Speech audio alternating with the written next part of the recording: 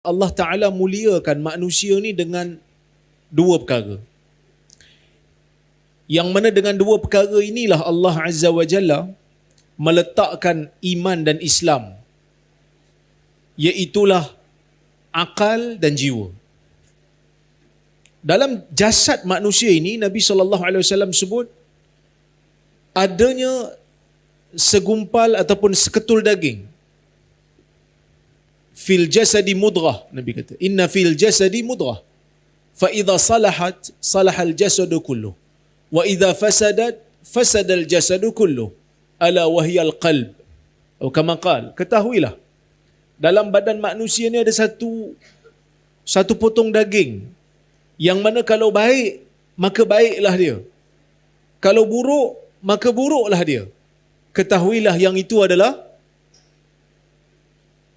apa dia? Iaitu adalah jantung. Jantung. Maksudnya Nabi sebut qalb. Nabi tak sebut kabid, Nabi sebut qalb. Qalb tu orang Melayu panggil hati, sebenarnya jantung. Dari sudut fizikal pun betul, dari sudut maknawi pun betul. Maksudnya dari sudut fizikal, jantung ni lah yang pam darah keseluruhan badan. Sebab tu orang dulu-dulu kata, orang tua-tua kata, jantung kita ni sejak ia dicipta oleh Allah Azza wa Jalla, dia tak pernah berhenti. Dia tak pernah berhenti untuk tempoh yang lama, tak pernah. Orang kata waktu bersin berhenti kejap, lepas tu jalan balik. Sebab itu hikmah bila bersin, Nabi SAW suruh ucap hamdalah, alhamdulillah, kerana jantung tu jalan balik. Jantung ni berjalan. Sejak ia diciptakan dia bergerak. Yang mana gerakan dia tu tak ada bateri. Tak perlu letak Duracell ke, tak perlu letak Energizer ke, tak perlu letak lagi apa?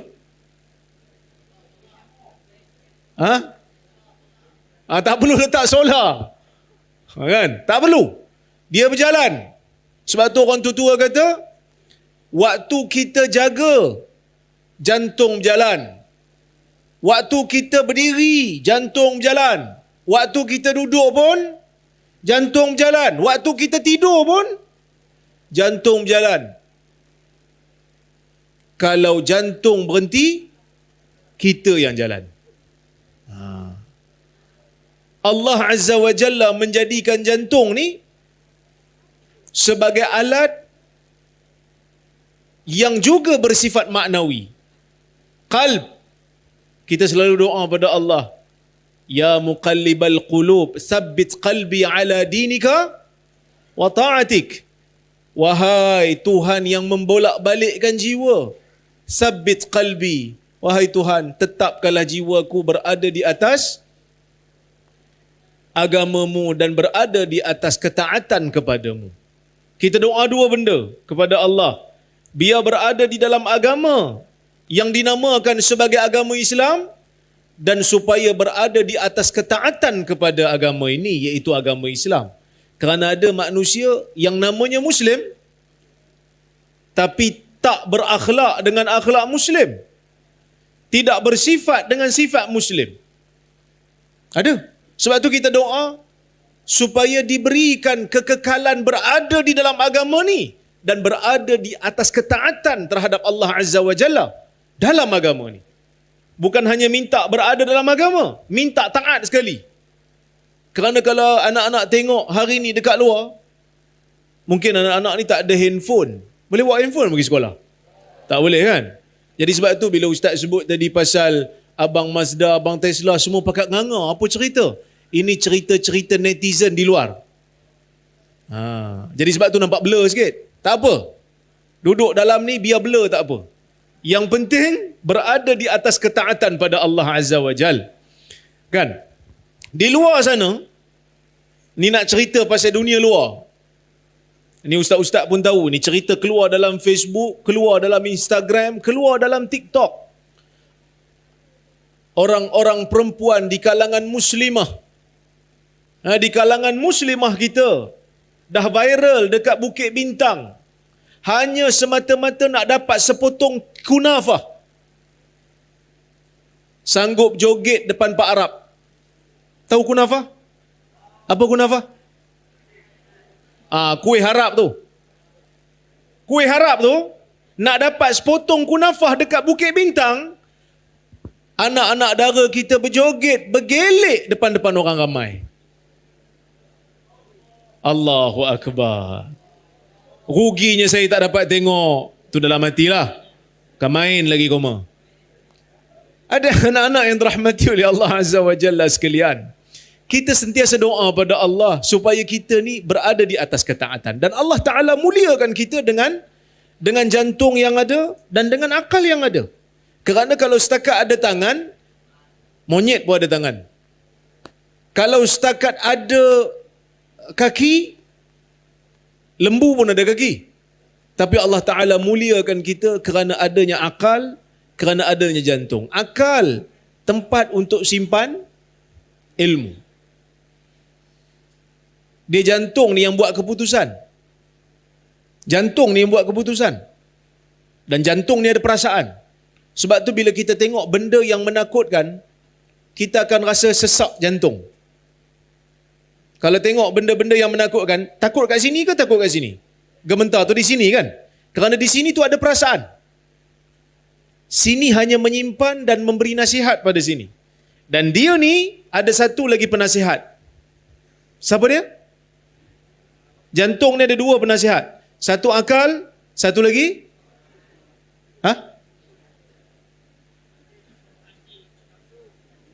Satu lagi nafsu. Dia ada dua.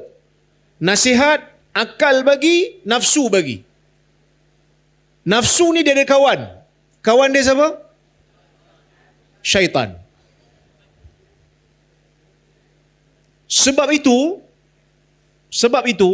agama suruh kita berilmu.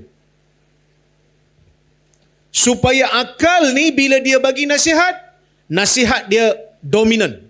Nasihat dia kuat. Nasihat dia logik. Nasihat dia lebih memberi kesan. Baru jantung boleh pilih. Tapi kalau akal tu tak ada ilmu, tak ada maklumat yang baik, dia akan jadi lemah. Nasihat yang dia bagi tak mampu nak tandingi nasihat yang diberikan oleh nafsu. Kerana nafsu ni dia punya penasihat dahsyat. Dia punya penasihat dahsyat. Kerana iblis ataupun syaitan hidup dah lama. Dia dah ada sebelum Adam diciptakan. Betul? Sebab tu agama ajar kita untuk berlindung daripada syaitan. Agama tak suruh kita lawan syaitan. Agama suruh kita berlindung daripada syaitan. Sebab tu kita doa pada Allah, a'udzubillahi minasyaitanirrajim. Aku berlindung dengan Allah daripada syaitan yang direjam. Sebab apa? Sebab kita tak mampu nak hadap dia. Dia dengan pelbagai belitan yang dia ada. Sebab dia dah berusaha cuba menyesatkan berjuta, mungkin bertrilion manusia yang ada. Pengalaman dia dahsyat. Kira otai lah. Jadi jangan sekali-sekali kita berani nak pergi berdepan dengan dia. Kerana mungkin kita akan tertipu dengan belitan dia. Sebab tu para ulama, antaranya Ibnul Jauzi, menulis kitab Talbisu Iblis, menulis kitab Saidul Khatir, nak bagi tahu tentang bahayanya belitan iblis. Walaupun pada orang yang nak pada agama. Pengikut Nabi yang terdahulu, ada juga yang telah menjadi kufur, yang telah menjadi sesat, walaupun mereka nak pada agama. Kita baca dalam surah Al-Fatihah, Siratal ladzina an'amta alaihim ghairil maghdubi alaihim waladdallin. Kami nak jalan yang lurus, wahai Tuhan. Tunjukkan kami jalan yang lurus. Jalan orang yang kau kurniakan nikmat. Bukan jalan orang yang kau murka. Bukan juga jalan orang yang sesat. Siapa jalan yang Tuhan murka? Yahudi. Siapa jalan golongan yang sesat? Nasara ataupun Nasrani. Kedua-dua golongan ini ialah golongan yang pernah diberikan kepada mereka kitab samawi. Allah menurunkan kepada mereka Taurat. Allah menurunkan kepada mereka Injil, tapi mereka tetap menjadi kufur. Adakah kerana mereka meninggalkan agama? Tak. Mereka rasa mereka dekat dengan agama, tetapi satu golongan melampau dengan agama. Ubah agama dengan hujah Tuhan mungkin suka yang ni. Mereka tak mendakwa mereka tinggalkan agama. Mereka rasa mereka beragama. Bahkan mereka rasa mereka lebih baik daripada orang lain. Itu golongan Yahudi. Golongan Nasara, mereka juga merasakan mereka dekat dengan Tuhan. Mereka juga rasa mereka berada di atas hidayah. Tapi mereka disesatkan disebabkan oleh kerana jahil terhadap agama. Semua mereka ini dibelit dengan belitan iblis. Ajaib. Maka sebab itu kita disuruh untuk berlindung daripada belitan iblis. Kita selalu doa pada Allah Subhanahu Wa Taala supaya Allah jauhkan kita daripada belitan ni. Lindungi kita daripadanya. Dan Allah memuliakan kita dengan dua benda ni. Dan bila disebut tentang tarbiyah, bila disebut tentang apa yang kita panggil sebagai pendidikan, maka didikan proses untuk memberikan dua ni fungsinya yang sebenar. Akal perlu diberikan dengan ilmu supaya jantung itu boleh memberikan keputusan yang terbaik. Dia dengar daripada nafsu. Nafsu bukan tak guna langsung. Nafsu berguna juga. Kerana manusia perlukan nafsu untuk meneruskan kehidupan dia. Tapi tidak terlalu dominan. Maka sebab itu Islam mengatakan menuntut ilmu itu mempunyai kelebihan. Man salaka tariqan yaltamisu fihi ilma, sahalallahu lahu tariqan bihi ilal jannah. Hadis riwayat Muslim. Nabi mengatakan sesiapa yang menempuh jalan, mencari ilmu di dalamnya, Allah akan permudahkan urusannya, mudahkan jalannya untuk pergi ke syurga Allah. Agama yang sangat-sangat mengiktiraf ilmu yang bermanfaat adalah Islam. Sama ada ilmu itu ilmu fardu ain ataupun fardu kifayah, kedua-duanya memberikan pahala kepada penuntutnya supaya manusia ini dididik dengan didikan yang benar. Yang mana dengan pendidikan ini kita nak menjadikan manusia ini lengkap daripada tiga sudut. Dari sudut imannya, dari sudut kita panggil syariahnya, dan dari akidahnya, syariahnya, dan dari sudut akhlaknya. Kenapa penting untuk kita seimbangkan tiga perkara ini? Kerana kepahaman yang penting itu akan datang dengan ilmu dan didikan yang sempurna. Nabi SAW menyebutkan dalam sebuah hadis, riwayat Al-Imam Al-Bukhari. Satu ketika Ali bawa dekat Nabi SAW beberapa ketul emas, harta. Nabi SAW sebagai pemimpin di Madinah membedak-bedakkan mah tu. Nabi tak bagi mah tu kepada orang Mekah, Nabi tak bagi mah tu pada orang Ansar. Nabi bagi kepada puak-puak Najd yang baru masuk Islam. Aqra' bin Habis, Uyainah Al-Fazari. Sehingga orang-orang Mekah dan orang-orang Ansar pada masa itu rasa kecil hati. Dan Nabi SAW sebut, ata'allafu, innama ata'allafuhum. Aku bagi mereka tu supaya mereka tu kekal dalam Islam. Sebab dia orang baru masuk Islam. Datang seorang lelaki, nama dia Zul Khuwaisirah. Dia kata, i'dil ya Muhammad. Berlaku adil lah wahai Muhammad. Maka Nabi SAW tanya dia, faman ya'dil in asait? Siapa lagi yang boleh berlaku adil kalau aku bermaksiat pada Tuhan? Adakah Tuhan percaya aku ke atas ahli dunia ni? Engkau pula tak percaya. Maksudnya ucapan dia tu adalah ucapan yang mempertikaikan Nabi SAW. Seolah-olah macam tak percaya. Sedangkan Nabi itu seorang yang amanah, seorang yang jujur. Maka Khalid bin Walid minta izin kepada Nabi SAW untuk ambil tindakan kat dia. Ada riwayat kata Umar. Ibn Hajar kata boleh jadi dua-dua sekali nak ambil tindakan kat dia ni. Zul Khuwaisirah. Nabi kata biar. Jangan ambil tindakan pada dia. Inna min dhi'i hadha aw aqibi hadha qauman yaqra'una al-Quran la yujawizu hanajirahum yamruquna ad-din muruqas sahmi minar ramiyah. Nabi SAW mengatakan, akan keluar daripada keturunan orang ini, akan keluar daripada keturunan dia, anak cucu dia, satu kaum yang membaca Al-Quran, tetapi bacaan Quran itu tidak melepasi kerongkong. Sampai sini je. Dia tak sampai sini. Pemahaman dia pemahaman yang salah.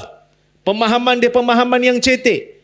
Yamruquna minad-din. Mereka akan keluar daripada agama ini. Muruqas sahmi minar ramiyah. Seperti mana anak panah menembusi sasarannya. Apa yang mereka buat? Yaqtuluna ahlal iman wa yada'una ahlal awthan. Mereka membunuh orang-orang yang beriman, sedangkan mereka meninggalkan orang-orang kafir.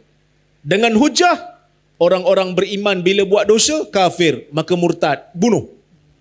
Siapa golongan ni? Golongan Khawarij. Apa sebab mereka jadi gini? Pemahaman mereka hanya, bacaan mereka hanya di kerongkong. Tidak sampai ke jiwa, tak tadabbur, maka menjadi pemahaman mereka itu pemahaman yang sesat, sehingga mereka digolongkan terkeluar daripada ahli sunnah wal jamaah. Jadi sebab itu penting pemahaman yang baik, pemahaman yang sejahtera, supaya kita kekal berada di atas jalan yang Nabi sebut, ma ana alaihi wa ashabi, jalan yang mana aku dan sahabatku berada di atasnya. Wallahu ta'ala alam bisawab.